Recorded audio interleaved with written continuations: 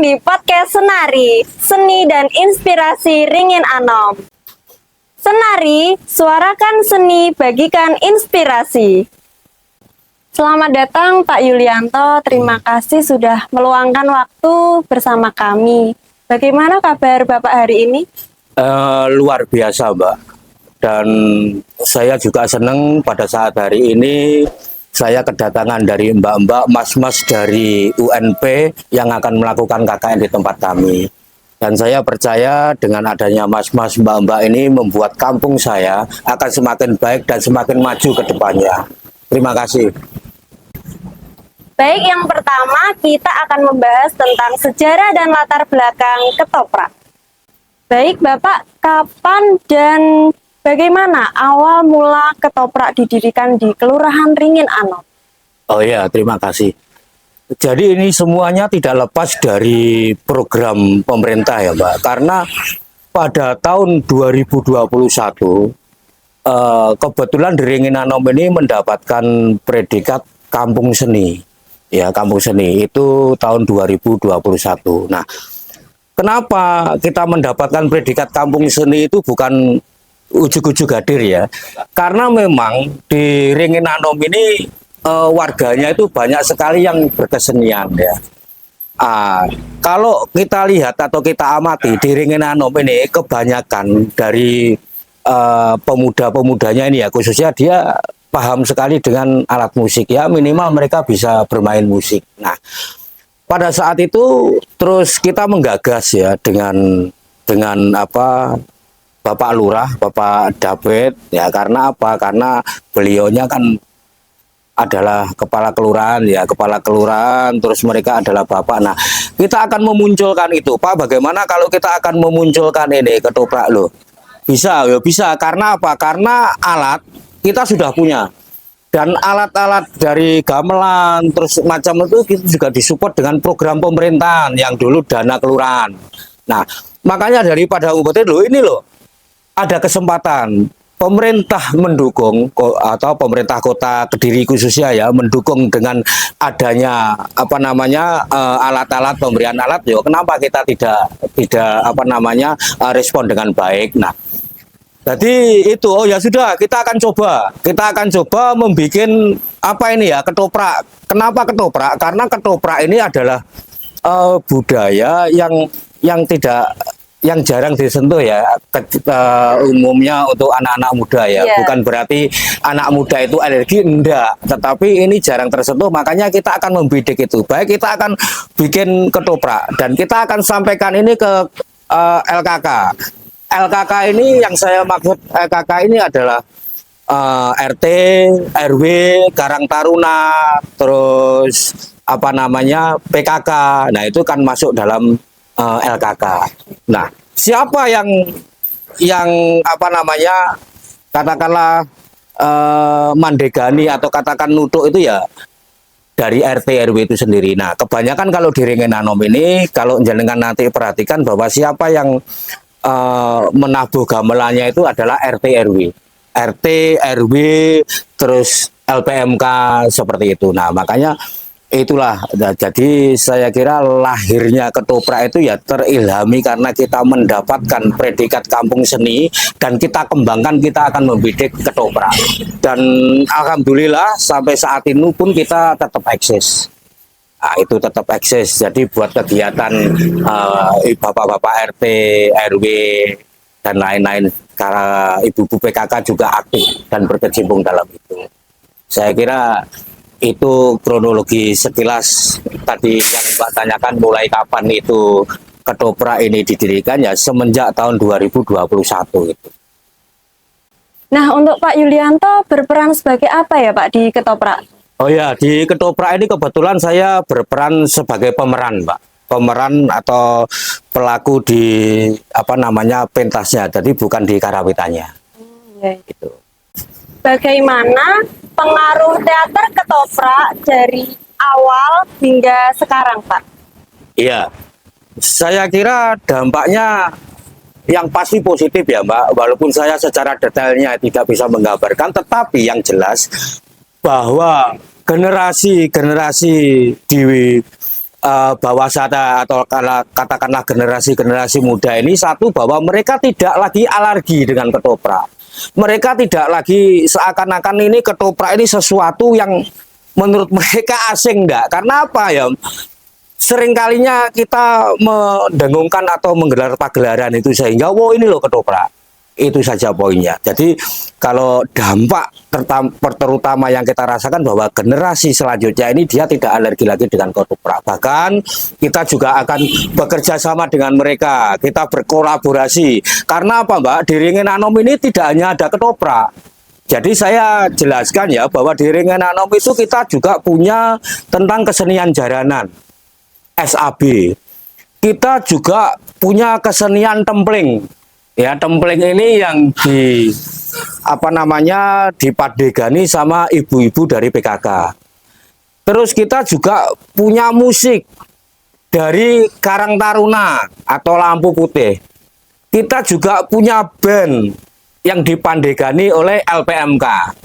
Nah, jadi ketoprak ini adalah sarana atau katakanlah budaya yang nanti akan menggabungkan mereka itu di dalam satu kesatuan. Nah, makanya kenapa itu kita munculkan ya, satu, supaya ketoprak ini lebih diterima oleh generasi-generasi yang akan datang.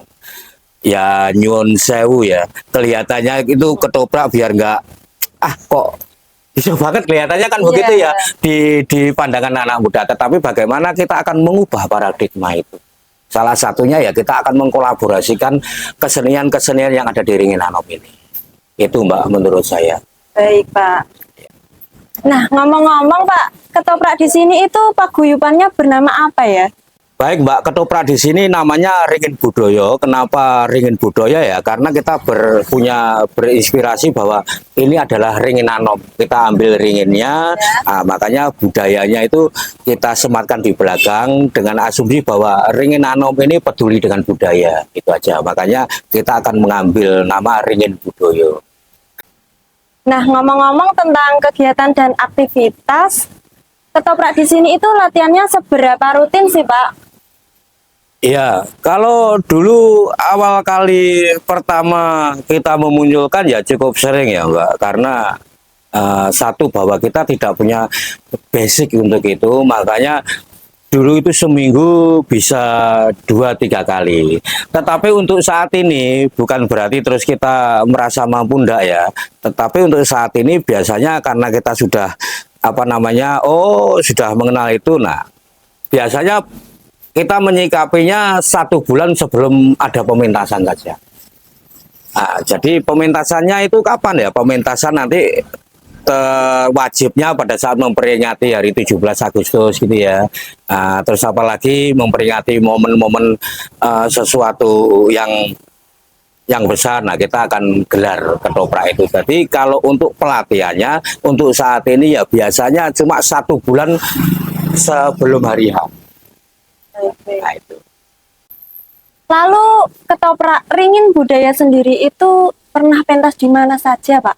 Oh ya, baik. Jadi selain di kampung sendiri ya, di kampung sendiri, nah biasanya kita juga bekerja sama dengan Dewan Kesenian Daerah yang ada di Kediri ini. Nah, pemusatanya biasanya di WSG. Kalau WSG itu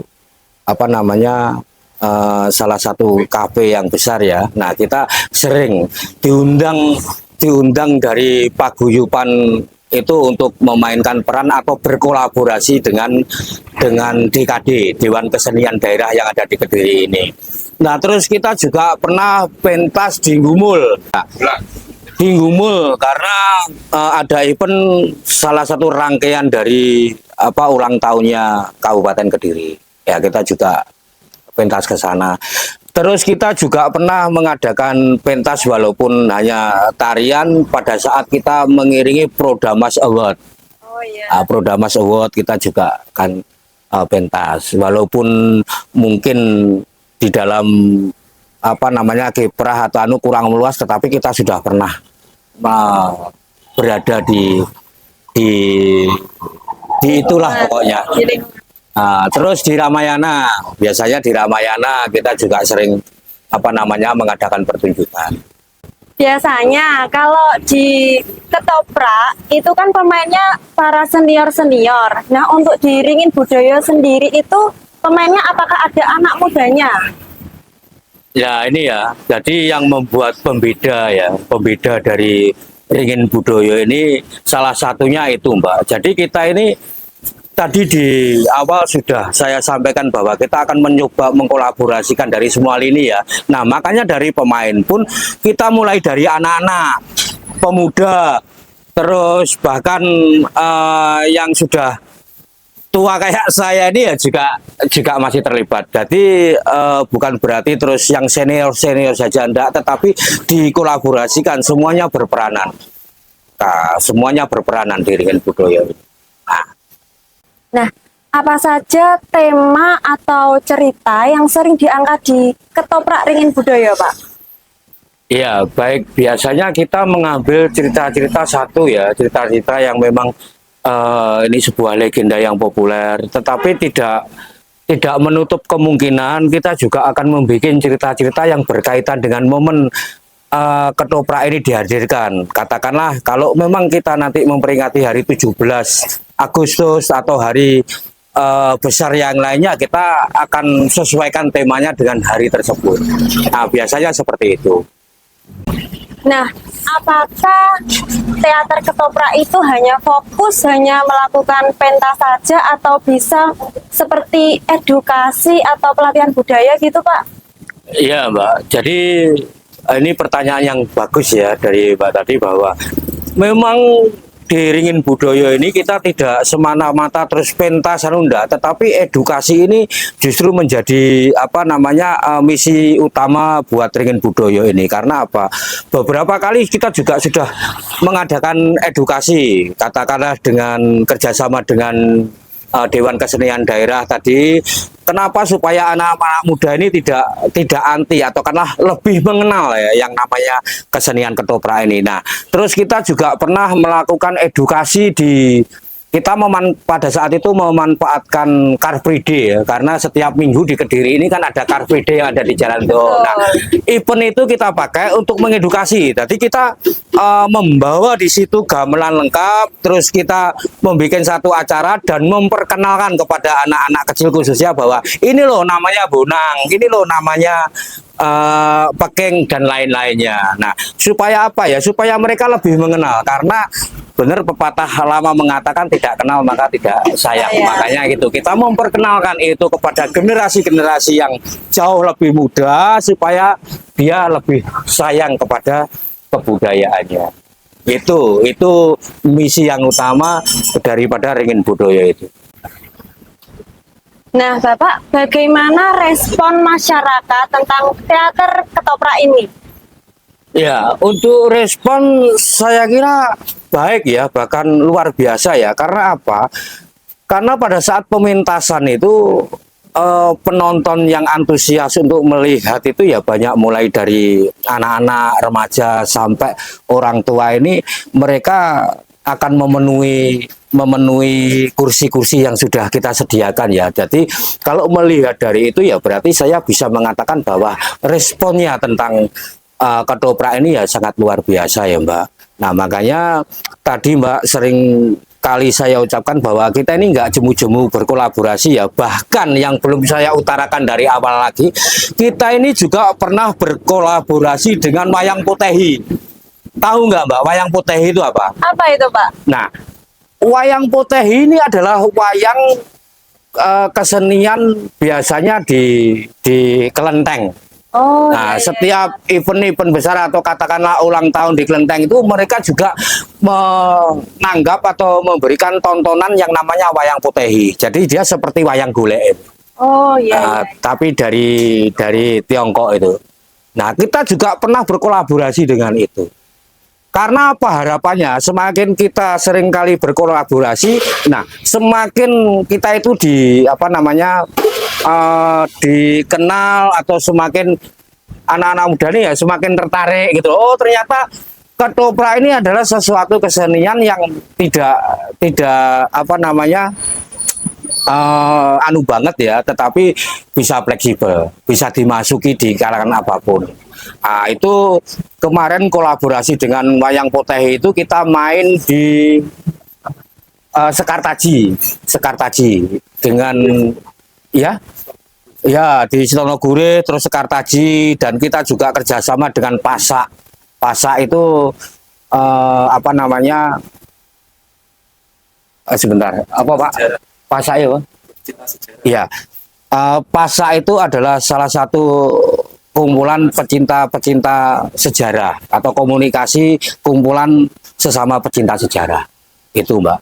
Nah, Bapak, apa harapan utama kelompok teater terhadap kelangsungan seni di masa depan? Iya, baik. Terutama ketoprak ini ya, Mbak. Kita pengennya bahwa ketoprak ini akan tetap eksis. Tidak hanya saat ini, tetapi dalam kurun waktu mungkin 20 tahun sampai seterusnya itu tetap eksis. Karena apa? Siapa lagi kalau bukan kita yang menguri-uri budaya ini? Oh. Ya, harapannya ya supaya nanti kita budaya yang benar-benar memang asli dari kesenian apa namanya Jawa ini supaya tidak diplot. Kalau kita sendiri nggak peduli, nanti negara lain terus peduli, ya kita bingung lagi. Ya itu harapannya sebetulnya supaya ketoprak ini tetap eksis dan ketoprak ini benar-benar menjadi salah satu budaya yang senantiasa digandrungi oleh kalangan muda. Nah, saran apa yang menurut Bapak maaf Pak, apa saran dari kelompok ketoprak ya? Saran Saya sampai juga ikut. apa saran dari kelompok ketoprak? Nah, apa saran dari kelompok ketoprak bagi generasi muda yang ingin melestarikan budaya, Pak?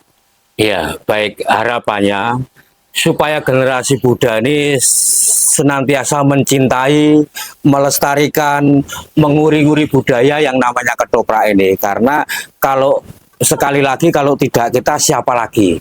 Betul. Itu saja. Iya. Itu saja, Mbak. Mungkin yang ingin kita sampaikan kepada generasi-generasi milenial ini. Terima kasih banyak penonton yang sudah mengikuti serangkaian podcast pada hari ini, dan Pak Yulianto terima kasih banyak atas waktu dan cerita yang inspiratif yang telah dibagikan pada hari ini. Sama-sama, Mbak.